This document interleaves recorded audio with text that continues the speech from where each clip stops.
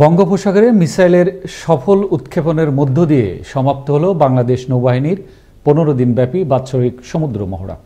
এই মহড়ায় সমুদ্র সীমানা রক্ষায় আরও এক ধাপ এগিয়ে গেল বাংলাদেশ নৌবাহিনী। গভীর বঙ্গোপসাগর থেকে ফিরে বিস্তারিত জানাচ্ছেন সহকর্মী জয়নাল আবেদিন, ক্যামেরায় ছিলেন আলী আহমেদ।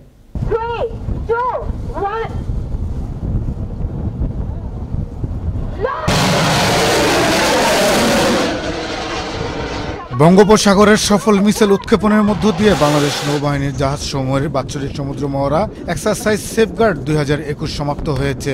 নৌবাহিনীর এই বার্ষিক মহড়ার মূল প্রতিপাদ্য বিষয় ছিল সমুদ্র এলাকায় দেশের সার্বভৌমত্ব সংরক্ষণ, সমুদ্র সম্পদের হেফাজত, সমুদ্রপথের নিরাপত্তা বিধান সহ চোরাচালান রোধ, জলদস্যু দমন, উপকূলীয় এলাকায় জীববৈচিত্র্য সংরক্ষণ করা।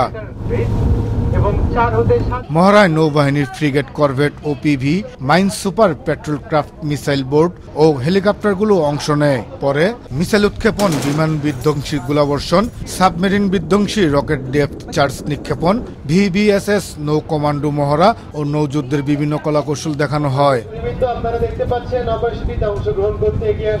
মহড়ার শেষ দিনে উপস্থিত ছিলেন পরিকল্পনা মন্ত্রী এম.এ. মান্নান এবং নৌবাহিনীর প্রধান অ্যাডমিরাল এম শাহিন ইকবাল সহ নৌবাহিনীর ঊর্ধ্বতন কর্মকর্তারা।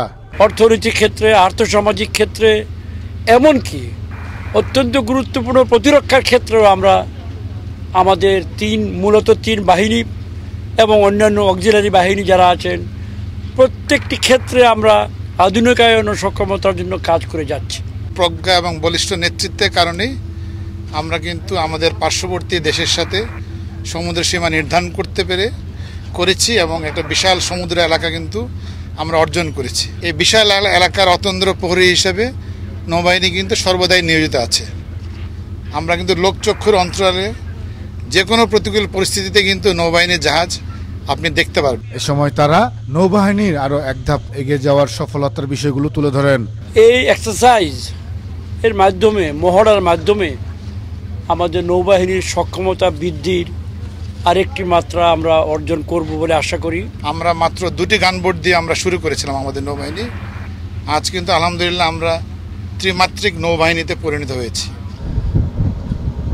বাংলাদেশের সমুদ্ররেখা নিরাপত্তার মহড়ায় বাংলাদেশ নৌবাহিনীর শক্তি আবারও প্রমাণিত হলো মিসাইল উৎক্ষেপণের মাধ্যমে।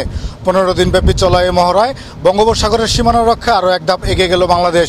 যে কোনো ধরনের পরশক্তিকে রুখে দিতে সদা প্রস্তুত রয়েছে বাংলাদেশ নৌবাহিনী। বঙ্গোপসাগর থেকে জয়নাল আবেদিন, আনন্দ টিভি।